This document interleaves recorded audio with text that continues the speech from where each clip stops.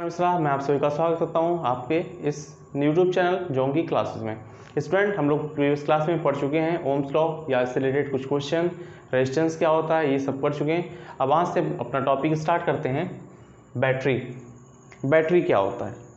अगर आप लोगों से पूछा जाए व्हाट इज़ द बैटरी, तो आप में से कुछ लोगों का जवाब ये होगा, बैटरी एक ऐसी डिवाइस होती है जो हमको चार्ज देती है या चार्ज हमको प्रोवाइड करती है या करंट देती है। यही सब जवाब होगा। तो मैं बिल्कुल कहना चाहूँगा आप गलत हैं। देखिए, चैप्टर नंबर 1 जो चार्ज का कंजर्वेशन हमको पढ़ाया गया, उसमें बताया गया था ना ही आप चार्ज को प्रोड्यूस कर सकते हो और ना ही चार्ज को आप डिस्ट्रॉय कर सकते हो। तो जब हम चार्ज को ना ही प्रोड्यूस कर सकते हैं ना ही डिस्ट्रॉय कर सकते हैं, तो बैटरी कैसे चार्ज को प्रोड्यूस करेगी? तो इसलिए इस डेफिनेशन को बिल्कुल काट दिया जाएगा, बिल्कुल गलत बताया जाएगा, क्योंकि चार्ज कंजर्व है और जो चीज़ कंजर्व होते हैं उसे हम बना नहीं सकते हैं, ना ही उसको हम ख़त्म कर सकते हैं। तो बैटरी क्या होती है, क्या इसका रियल डिफिनीशन है? तो बैटरी एक ऐसा इलेक्ट्रिकल इंस्ट्रूमेंट है या डिवाइस है जो किसी भी सर्किट में कांस्टेंट पोटेंशियल डिफरेंस अप्लाई करता है। अब कांस्टेंट पोटेंशियल डिफरेंस अप्लाई करने से होता क्या है, जो कंडक्टर के अंदर फ्री इलेक्ट्रॉन होते हैं वो ड्रिफ्ट वेलोसिटी के साथ दौड़ना शुरू कर देते हैं, चलना शुरू कर देते हैं एक एवरेज स्पीड से, जिससे सर्किट के अंदर करंट आता है। ठीक है, तो ये करंट लाने का मेन काम होता है बैटरी का। ठीक है, तो चलिए लिखते हैं डेफिनेशन बैटरी का। बैटरी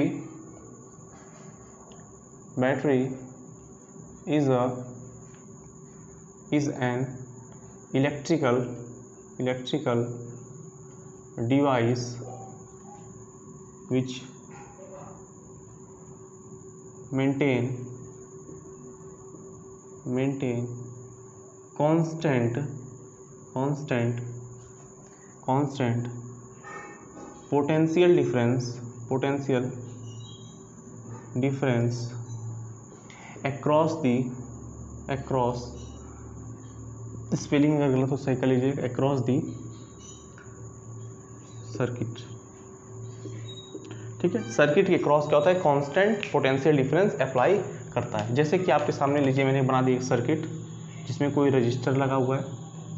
ठीक है, अगर मैं इसको क्या करता हूँ, बैटरी से कनेक्ट करता हूँ, बैटरी या सेल ले लीजिए, सेल के कॉम्बिनेशन को बैटरी बोलते हैं। मान लीजिए इसका बैटरी का वोल्टेज V है। तो अब देखिए क्या होगा, इसके अंदर चार्ज होंगे। अब वो चार्ज में फोर्स लगेगा जिससे वो ड्रिफ्ट होंगे और ड्रिफ्ट होने से क्या मिलेगा, एक करंट मिलेगा। तो देखिए इस सर्किट का एलिमेंट यहाँ A है और लेट अस सपोज दैट ये पॉइंट B है। तो इस सर्किट के अक्रॉस ये बैटरी पोटेंशियल डिफरेंस मेंटेन करेगी IR का, अगर सर्किट में करंट I फ्लो हो। ठीक है, तो ये होता है बैटरी का काम। बैटरी का काम होता है, इलेक्ट्रिकल डिवाइस है जो क्या करता है, कांस्टेंट पोटेंशियल डिफरेंस अप्लाई करता है किसी सर्किट के एंड पर या उसके अक्रॉस। ठीक है, तो ये बैटरी होता है। आज हम जानेंगे कि बैटरी के अंदर आखिर में होता क्या है, ऐसा क्या फिनोमिना होता है जिससे चार्ज मूव करते हैं, यहाँ पे पोटेंशियल डिफरेंस आता है। तो इन सभी के बारे में जानेंगे अच्छे से, काफ़ी डिटेल में। तो चलिए स्टार्ट करते हैं। देखिए, अगर एक बैटरी को बनाए तो बैटरी के अंदर होगा क्या, तो चलिए आपको मैं जूम वर्जन की तरफ ले चलता हूँ। जूम वर्जन मतलब कि इस सेक्शन को मैं करता हूँ जूम। ठीक है, किस सेक्शन को, इस सेक्शन को करता हूँ जूम, इसको, और जूम करके देखेंगे इसके अंदर हो क्या रहा है कहानी। आइए देखिए, बैटरी के अंदर सबसे पहले क्या होता है, जैसे कि आप इलेक्ट्रोकेमिस्ट्री में पढ़ चुके हैं, तो केमिस्ट्री और फिजिक्स काफ़ी अलग अलग है, तो वहाँ के रूल यहाँ के रूल के साथ मिलाने की कोशिश मत करिएगा। ठीक है, चलिए, बैटरी में सबसे पहले क्या होता है, एक इलेक्ट्रोलाइट भरा जाता है। इलेक्ट्रोलाइट एक लिक्विड होता है, ठीक है, सॉल्यूशन में होता है। तो बैटरी में क्या होता है, इलेक्ट्रोलाइट ऐसे भरा रहता है। अब इलेक्ट्रोलाइट कुछ भी हो सकता है। ठीक है, और इसमें क्या होता है, बैटरी में ऐसे लगाए रहते हैं इलेक्ट्रोड्स। ये हो गया इलेक्ट्रोड और एक हो गया इलेक्ट्रोड। देखिए, ऐसा माना जाता है कि जो पॉजिटिव वाला होता है, जो पॉजिटिव वाला एंड होता है और जो निगेटिव वाला एंड होता है, ये दोनों एक ही सॉल्यूशन में डिप होते हैं। जो पॉजिटिव वाला यहाँ पे रॉड है, इसको बोलते हैं एनोड, और निगेटिव वाला जिसको बोलते हैं कैथोड। जबकि आप जानते हो पॉजिटिव और निगेटिव के बेस पे हम जजमेंट नहीं करते हैं, ऑक्सीडेशन या रिडक्शन के टर्म में जजमेंट करते हैं, बट ये फिजिक्स है, कोई दिक्कत नहीं, चल जाएगा। देखिए, तो यही है बैटरी। बैटरी में सॉल्यूशन है इसके अंदर और बाहर ये आप देख सकते हैं पूरी स्ट्रक्चर है, और ये कैथोड एनोड डिप किए हुए हैं। ये कैथोड का जो पॉजिटिव वाला है ये वाला एंड काम कर रहा है बड़ा वाला, और निगेटिव वाला है ये छोटा वाला एंड काम कर रहा है। तो होता क्या है, इसके अंदर सम केमिकल रिएक्शन होते हैं। क्या होते हैं? सम केमिकल रिएक्शन होते हैं, ठीक है। हाँ, ये बोल सकते हैं बैटरी क्या करता है, एनर्जी को कन्वर्ट करता है, ये बोलना सही होगा। बैटरी काम कर सकती है, क्या कर सकती है, यह क्या कर सकती है, ये केमिकल एनर्जी को, कौन सी एनर्जी, केमिकल एनर्जी को कन्वर्ट कर सकती है इलेक्ट्रिकल एनर्जी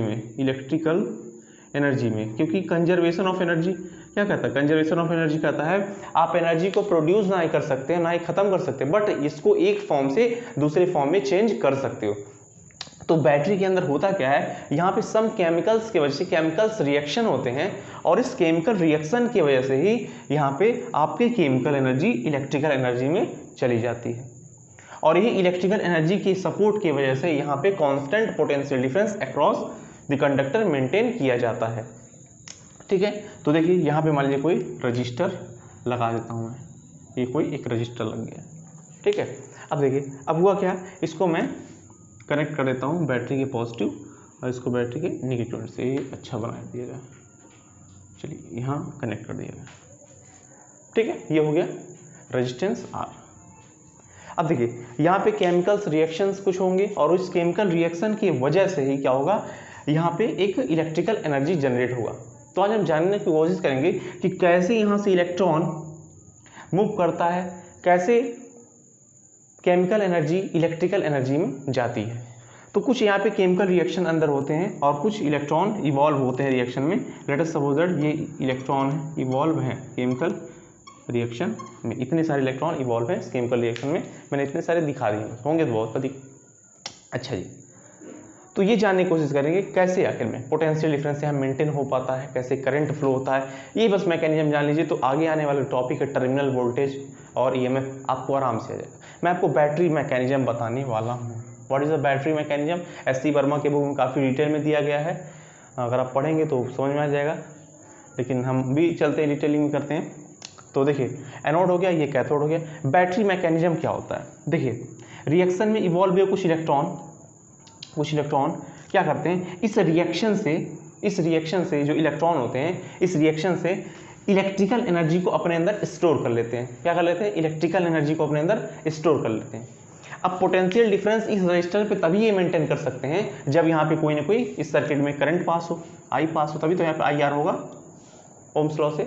अच्छा, आई आर होने के लिए यहाँ पे मस्ट है करंट आए, और करंट आए इसके लिए मस्ट है इलेक्ट्रॉन के फ्लो हो। जब इलेक्ट्रॉन का फ्लो इस सर्किट में होगा तभी तो करंट बनेगा, और तभी तो यहाँ आई आर का पोटेंशियल डिफरेंस बनेगा। तो इसके लिए ज़रूरी है कि इस बैटरी के अंदर जो इलेक्ट्रॉन है वो इलेक्ट्रिकल एनर्जी को लेके फ्लो करें। जब फ्लो करेंगे तो आपके करंट बनेंगे। तो चलिए बात शुरू करते हैं यहाँ से कि कैसे आपके इलेक्ट्रॉन फ्लो करते हैं। तो बात यहाँ तक हुई थी कि इलेक्ट्रॉन क्या करते हैं, इस केमिकल रिएक्शन से कुछ केमिकल एनर्जी को इलेक्ट्रिकल एनर्जी में कन्वर्ट करके अपने अंदर ले जाते हैं। तो मान लीजिए एक इलेक्ट्रॉन है जिसके बारे में आप गौर करेंगे। यहाँ पे एक इलेक्ट्रॉन में यहाँ पे लेता हूँ, ये देखिए ये इलेक्ट्रॉन है निगेटिव चार्ज वाला, इसके पास एनर्जी है, क्या है, एनर्जी है। और जब इस एनर्जी को ले आके इस रजिस्टर के ऊपर ड्रॉप करेगा तभी यहाँ पे एक पोटेंशियल डिफरेंस जनरेट होगा। तो देखिए इलेक्ट्रॉन के पास चैलेंजेस हैं। चैलेंजेस क्या हैं कि यहाँ पे क्या है, देखिए यहाँ पे क्या है, पॉजिटिव इंड है और यहाँ पे निगेटिव इंड है। तो पॉजिटिव इंड क्या करेगा, इसको अपने ओर अट्रैक्ट करेगा, और निगेटिव इंड क्या करेगा, इस इलेक्ट्रॉन को रिपेल करेगा, ठीक है। अब देखिए किसी तरह इस इलेक्ट्रॉन को इस रजिस्टर के पास पहुंचना है, अपनी यहाँ की जो एनर्जी बनी हुई है केमिकल से, इलेक्ट्रिकल एनर्जी यहाँ ले आके पटक देने हैं। तो इसके लिए मस्ट है कि इस इलेक्ट्रॉन को यहाँ से सॉल्यूशन से होते हुए कहाँ जाना है, उस रजिस्टर के पास। तो प्लस वाला क्या कर रहा है, प्लस वाला इसको अट्रैक्ट कर रहा है, और माइनस वाला क्या कर रहा है, रिपेल कर रहा है। तो आप लोग ऐसा सोच रहे होंगे कि ये प्लस वाला अट्रैक्ट कर रहा है तो इलेक्ट्रॉन जाकर तुरंत दे दे वहाँ पे।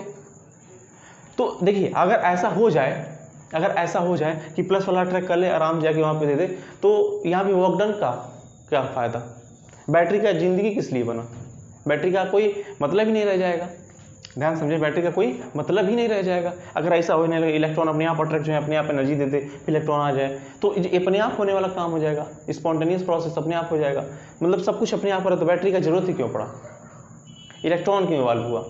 मतलब ऐसा कुछ नहीं होता है यहाँ पे कि अब क्योंकि आप जानते हैं, इस बात को आपको पता होगा कि यहाँ पे पोटेंशियल हाई होता है और यहाँ पे पोटेंशियल लो होता है। अगर इलेक्ट्रॉन यहाँ जाएगा हाई पोटेंशियल पे तो हाई से लो की तरफ जा रहा है ना, और जब हाई से लो जाएगा तो कोई इसको वर्क डन नहीं करना पड़ेगा। जब इसको वर्क डन नहीं करना पड़ा तो इसके पास एनर्जी कहाँ से आई? तो ध्यान दीजिएगा, मेरे कहने मतलब सब कुछ जो दिमाग पे लगा वो उसको हटा दीजिए और देखिए, बस यही कहना चाहेंगे कि जो इलेक्ट्रॉन होते हैं, इलेक्ट्रॉन ये अपने अंदर भरते हैं इस इलेक्ट्रिकल एनर्जी को, और ये इलेक्ट्रिकल एनर्जी तभी इनके अंदर आ सकता है जब वो क्या करे, वो निगेटिव प्लेट के रिपल्सन को तोड़ते हुए, ध्यान दीजिए, निगेटिव प्लेट के रिपल्सन को तोड़ते हुए निगेटिव के अंदर से जाए। ध्यान दीजिए, क्योंकि आपने सुना होगा करंट कहाँ फ्लो करता है, प्लस से माइनस की तरफ, इलेक्ट्रॉन माइनस से प्लस की तरफ। तो इलेक्ट्रॉन माइनस के से प्लस की तरफ तभी फ्लो कर सकता है जब वो क्या करे, इनके रिपल्सन को तोड़ के अंदर जाए, क्योंकि यहाँ तो इसको अट्रैक्ट किया जा रहा है। अगर अट्रैक्ट कर लेंगे तो इलेक्ट्रॉन प्लस से माइनस चलेगा, जो कि पॉसिबल ही नहीं है, जो कि करंट चलता है प्लस से माइनस, और हम जानते हैं करंट कन्वेंशन में अगर करंट प्लस से माइनस चल रहा है तो इलेक्ट्रॉन को माइनस से प्लस चलना ही होगा। तो इलेक्ट्रॉन माइनस से प्लस की तरफ चलेगा उसी कंडीशन में जब क्या करेगा, ये इसके रिपल्सन वाली एनर्जी, क्योंकि इलेक्ट्रॉन माइनस का है और ये प्लेट भी माइनस का है, तो अपने अंदर तो आने नहीं देगा प्लेट। तो इसलिए ये इलेक्ट्रॉन के पास इतनी एनर्जी होती है कि इस प्लेट के रिपल्सन को तोड़ते हुए इसके अंदर इलेक्ट्रॉन एंटर कर जाता है और एटलीस्ट आता है यहाँ पे, और वो जो एनर्जी यहाँ पे केमिकल से बना हुआ इलेक्ट्रिकल एनर्जी यहाँ पे ड्रॉप करता है, और जैसे ही कोई इलेक्ट्रॉन यहाँ पे एनर्जी ड्रॉप करेगा वैसे ही एक इमेजिनरी थिंग बनता है, इसको हम लोग करंट बोलते हैं। वही करंट रजिस्टर में ड्रॉप होगा, ओम्स लॉ यहाँ पे प्रूफ होगा, इसलिए बैटरी यहाँ पे पोटेंशियल डिफरेंस ऐसे मेंटेन करती रहेगी। तो जितने इलेक्ट्रॉन होंगे केमिकल एनर्जी से इलेक्ट्रिकल एनर्जी को लेते हैं और इस रिपल्सन के अगेंस्ट वर्क करके इस इलेक्ट्रिकल एनर्जी को रेजिस्टेंस तक पहुंचाते रहते हैं, और ऐसे होगा तो आपका पोटेंशियल डिफरेंस IR जनरेट हो जाएगा, क्योंकि इलेक्ट्रॉन के फ्लो होने से करंट बनता है और ओम्स लॉ से पोटेंशियल डिफरेंस IR होता है। तो बैटरी का काम ये हो गया। अब हम लोग पढ़ेंगे पोटेंशियल डिफरेंस टर्मिनल वोल्टेज का और EMF क्या होता है, तो चलिए इसको नोट कर लीजिए, ठीक है। चलिए देखते हैं टर्मिनल वोल्टेज के बारे में। टर्मिनल वोल्टेज क्या होता है? टर्मिनल वोल्टेज पहला, और दूसरा देखेंगे EMF इसको बोलते हैं इलेक्ट्रो मोटिव फोर्स, ठीक है। टर्मिनल वोल्टेज और इलेक्ट्रोमोटिव फोर्स क्या होता है, ठीक है।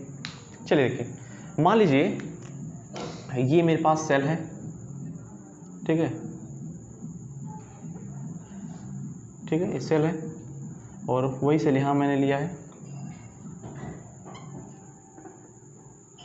ठीक है, ये सेल मैंने लिया और मार्केट से मैंने खरीद के लाया है इस सेल को। इस पे लिखा गया है, मान लीजिए 20 वोल्ट लिखा, कितना लिखा है 20 वोल्ट, और उस पर भी कितना लिखा है 20 वोल्ट। अब मान लो इस बैटरी का मैं किसी एक रजिस्टर के खिलाफ यूज कर रहा हूँ, देखो मान लो इसका मैं यूज कर रहा हूँ किसी रजिस्टर में R में, और इस बैटरी का या इस सेल का मैं यूज नहीं कर रहा हूँ। और अब मैं क्या करता हूँ, अब इसमें बैटरी के, देखिए बैटरी के दोनों तरफ एक लगाता हूँ वोल्ट मीटर, ऐसे यहाँ भी करता हूँ, बैटरी के दोनों तरफ लगाता हूँ वोल्ट मीटर और चेक करता हूँ इस बैटरी का वोल्टेज कितना है, पोटेंशियल डिफरेंस कितने का है। तो देखिए धीरे धीरे क्या होगा, ये करंट का जो पोटेंशियल होगा या पोटेंशियल डिफरेंस जो होगा, सॉरी करंट नहीं, बैटरी का 20 वोल्ट है ना, वो धीरे धीरे क्या होगा, लॉस होगा, क्योंकि इससे कुछ करंट बन रहा है और करंट क्या हो रहा है, वहाँ पे ड्रॉप हो रहा है, ठीक है। तो यहाँ करंट ड्रॉप हो रहा है तो इसका धीरे धीरे पोटेंशियल कम होगा, तो वो 20 वोल्ट की वजह क्या हो जाएगा, 18 वोल्ट हो जाएगा, यानी 2 वोल्ट खत्म हो जाएगा। लेकिन यहाँ देखा गया, यहाँ 20 वोल्ट का 20 वोल्ट ही है। अब क्वेश्चन उठता है कि यहाँ 20 वोल्ट हमने लगाया, 18 वोल्ट दिखा रहा है, यहाँ मैंने 20 वोल्ट लगाया तो यहाँ 20 वोल्ट दिखा रहा है। ये तो साफ बात है कि यहाँ सेल का हम यूज कर रहे हैं तब तो 18 वोल्ट दिख रहा है, यहाँ सेल का यूज नहीं कर रहे हैं तो 20 वोल्ट दिख रहा है। तो यही होता है टर्मिनल वोल्टेज। टर्मिनल वोल्टेज क्या होता है, व्हेन वी, क्या लिखें, when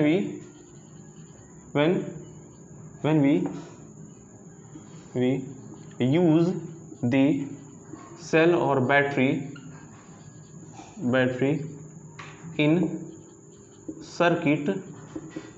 in circuit then the potential difference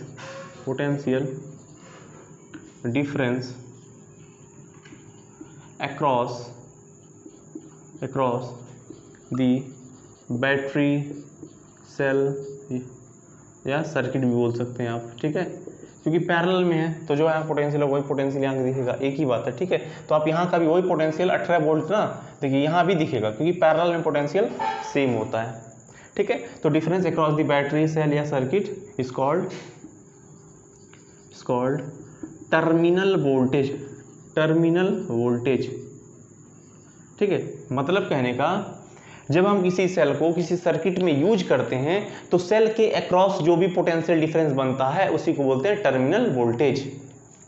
देखिए, व्हेन वी यूज, मतलब जब हम यूज करते हैं सेल या बैटरी को in circuit, the potential difference across the battery कह लो, सेल कह लो या सर्किट कह लो, उसी को बोलते हैं टर्मिनल वोल्टेज। जब हम किसी सर्किट में बैटरी या सेल को यूज करते हैं तो सेल या सर्किट के अक्रॉस जो पोटेंशियल डिफरेंस होता है, जो मेजर करते हैं, वो क्या होता है, वही होता है टर्मिनल वोल्टेज। जबकि यहाँ क्या हो रहा है, जब हम सेल को सर्किट में यूज ना करें और तब इसके अक्रॉस हम पोटेंशियल डिफरेंस चेक करें, तो जो यहाँ पे आता है पोटेंशियल डिफरेंस, उसी को बोल रखे हैं EMF, इलेक्ट्रोमोटिव फोर्स। लिख देते हैं, when we do not use the cell या battery in circuit, then the potential difference across the battery is called EMF, ठीक है। यहाँ पे क्या होगा, current drawn from the cell क्या होगा, जीरो, यानी कि आप सेल से कोई भी करंट नहीं लेंगे। लेकिन यहाँ पे current drawn from the cell not equal to zero, यानी यहाँ से आप करंट बैटरी से ले रहे हो लेकिन यहाँ पे करंट नहीं ले रहे हो, तभी यहाँ पे का आपको 20 वोल्ट मिल रहा है, ठीक है। तो इसको आप नोट कर लीजिए। देखो, यूनिट दोनों का सेम होगा, वोल्टेज ही है, ठीक है, इसलिए इसमें कोई प्रॉब्लम नहीं होना चाहिए। चलिए नोट कीजिए। तो हमारा नेक्स्ट टॉपिक है रिलेशन बिटवीन EMF, जिसको कैपिटल ई से दिखाते हैं, एंड टर्मिनल वोल्टेज, जिसको V से दिखाते हैं। तो क्या टर्मिनल वोल्टेज और EMF में रिलेशन होता है किसी सर्किट में, चलिए आइए पता करते हैं, ठीक है। ये देखिए, मान लीजिए ये मेरे पास कोई एक रजिस्टर है, ठीक है। इस रजिस्टर का मान लीजिए कैपिटल R है रेजिस्टेंस, इसको मैंने किसी सेल या बैटरी से मान लीजिए कनेक्ट कर लिया। अब देखिए, कोई भी सेल होता है या फिर कोई भी बैटरी होती है तो उसके अंदर खुद भी एक रेजिस्टेंस होता है, ठीक है। क्या आप लोग सोच रहे होंगे इलेक्ट्रॉन इतने आसानी से वो निगेटिव टर्मिनल की तरफ पहुंच जाता है, क्या नहीं। वहाँ पे जो पॉजिटिव प्लेट की तरफ जो अट्रैक्शन उसका होता है, उसको तोड़वाने में कुछ एनर्जी वेस्ट करता है। वही जो वेस्ट वाली एनर्जी होती है ना, वो कुछ नहीं, इंटरनल रेजिस्टेंस ही होता है उसका, ठीक है। तो किसी बैटरी में इंटरनल रेजिस्टेंस होता है, जिसको ऐसे छोटे छोटे रेजिस्टेंस की तरह करके दिखाते हैं, इसको स्मॉल r से दिखाते हैं, ठीक है। तो देखिए, किसी भी बैटरी के अंदर एक खुद का एक रेजिस्टेंस होता है, जिसको बोलते हैं इंटरनल रेजिस्टेंस। देखिए, मैं इसको क्या करता हूँ, एक बॉक्स में क्लोज कर देता हूँ इसको, देखिए ऐसे। इसका मतलब क्या है, इसका मतलब ये है कि जो ये सेल है उसके अंदर खुद का एक रेजिस्टेंस है, इसको बोलते हैं स्मॉल r, इंटरनल रेजिस्टेंस। लिख दूँ यहाँ पे, ये लिख देता हूँ इंटरनल रेजिस्टेंस, ठीक है।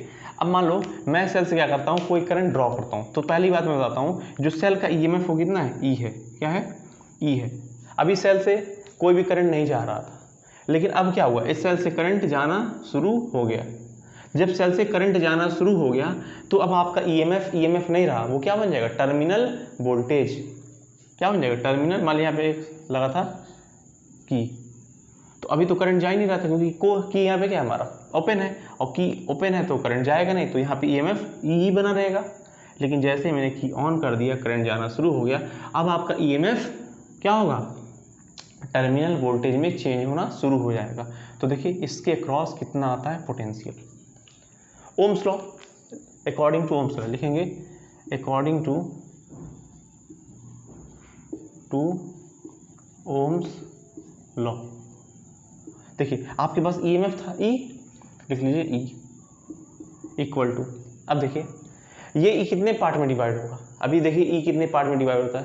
पहला ये यहाँ पे जाएगा तो यहाँ पे भी पोटेंशियल क्रिएट करेगा, क्योंकि ये सब कैसा सीरीज है ना। देखिए यहाँ पे यहाँ से यहाँ गया, यहाँ से यहाँ गया, सब सीरीज में है। तो देखिए यहाँ पे करंट आई यहाँ पे जाएगा, सॉरी पोटेंशियल आई आर, तो यहाँ पे लिखेंगे आई कैपिटल आर, ठीक है। तो यहाँ से यहाँ तक का जो पोटेंशियल बनेगा वो उसी को बोलते हैं टर्मिनल वोल्टेज, ठीक है। अब देखिए ये करंट ऐसे जा रहा है तो यहाँ पे भी कुछ ना कुछ पोटेंशियल जनरेट करेगा, तो लिखिए प्लस का आई स्मॉल आर, ठीक है।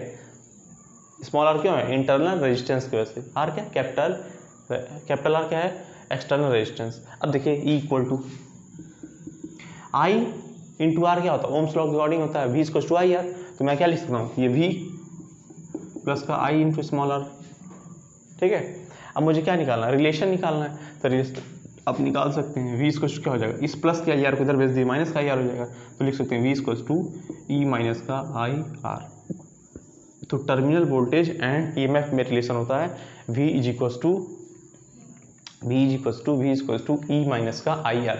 तो हर टाइम क्या होगा, जो ई में से कुछ ना कुछ वोल्टेज आई आर की वजह से खत्म होगा, इसलिए क्या बनेगा, धीरे धीरे टर्मिनल वोल्टेज बनेगा। मोस्ट इंपॉर्टेंट फॉर्मूला है, इसे आप नोट कर लीजिए, ठीक है। आगे आने वाले टाइम में बहुत सारे इसमें न्यूमेरिकल सॉल्व होंगे, बहुत अच्छे अच्छे न्यूमेरिकल लगेंगे। तो ये था relation terminal voltage and EMF में। Terminal voltage V equal to होता है ईएमएफ ई माइनस का आई इंटू स्मॉल आर, इसको इंटरनल रेजिस्टेंस बोल सकते हैं। तो ये रहा relation between EMF and terminal voltage. तो ठीक है, आज का क्लास यहीं तक रखते हैं, मिलेंगे नेक्स्ट वीडियो में नए एनर्जी नए जोश नए कॉन्सेप्ट के साथ। तब तक के लिए नोट कर लीजिए।